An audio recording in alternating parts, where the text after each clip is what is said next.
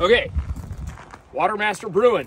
I've been asked to review this because I've been spotted fishing out of Water Master Bruin a fair amount lately.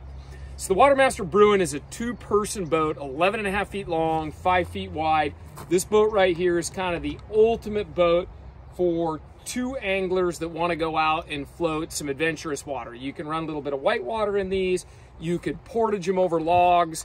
You could launch in precarious positions where you might not have a conventional boat launch. That's what I love about it, and this is what I'm rowing when I get to guide a single angler on some of these smaller tributaries.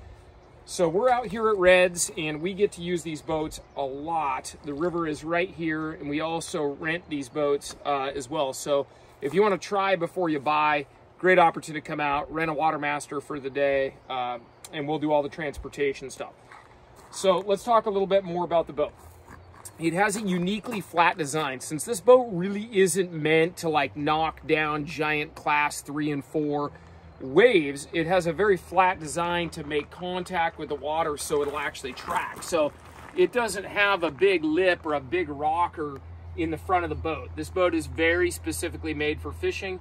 Although you can handle some whitewater with this, it's really not made for like scenic whitewater paddle rafting. This is a fishing boat. Front pontoon right here on the bow and the stern is 22 inches. Pontoons here are 18 inches. You have adequate flotation. I believe the carrying capacity for these is like 1,500 pounds.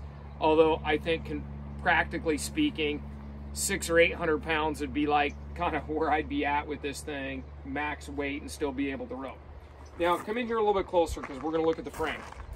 The biggest decision, or the biggest determining factor in why I like guiding out of this boat versus some of the other boats like the Outcast Striker, which is a fabulous boat, we have those too, is just the rigidity of these NRS frames. These things are bulletproof. So they have the same oar towers as on their big boats. They're very smooth to row. The anchor system is very rigid. Because of the frame, I can actually anchor in pretty good, swift currents, and the boat doesn't sag in the back and flex and distort in shape. The frame holds the integrity of the boat. As far as the angler goes, so like for me, I like the 2-person fishing setup. They do have an option for a 3rd person. We don't like selling that one. We think this boat's better for just 2. That's our opinion because we use them for guiding a lot. But if you had a kid or a small person that you wanted to shove in the back in the 3-person configuration, go for it. We like the 2-person boats.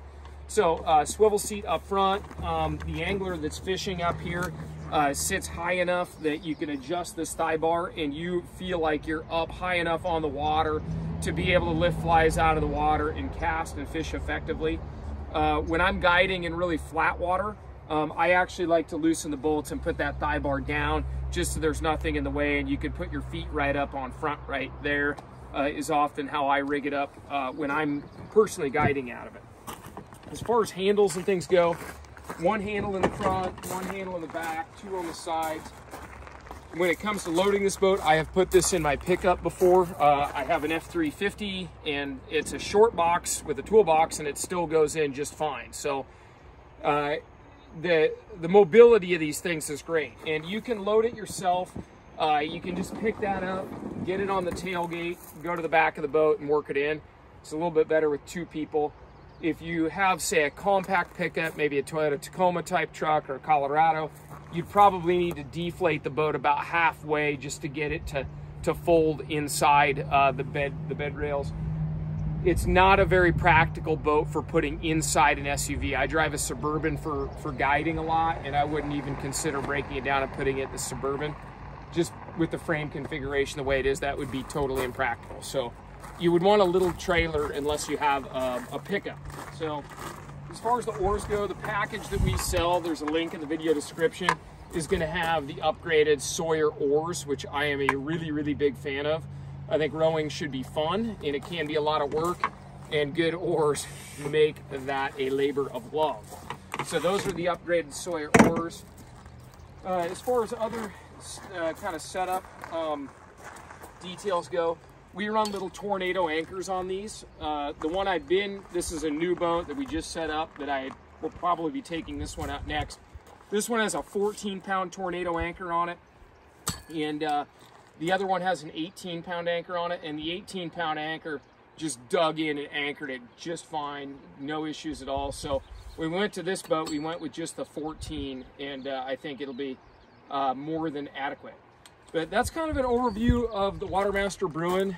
As far as the weights go, I'm not certain exactly how much these things weigh when they're all decked out like this, but it's significantly more than the Outcast Striker, which we might as well walk over and look at that boat because it's the natural comparison. So let's take a look. We've reviewed the Outcast Striker independently before. One of the challenges of the Striker is for us as guides is going to be its ability to really handle heavier anglers. So my cameraman's going to stand on the tongue there. Let me get in here and show you what I mean. So this is a totally different kind of boat. This is essentially a frameless craft. And the frameless thing makes it compact really good. You could literally put one of these deflated in the back of a small SUV or a car.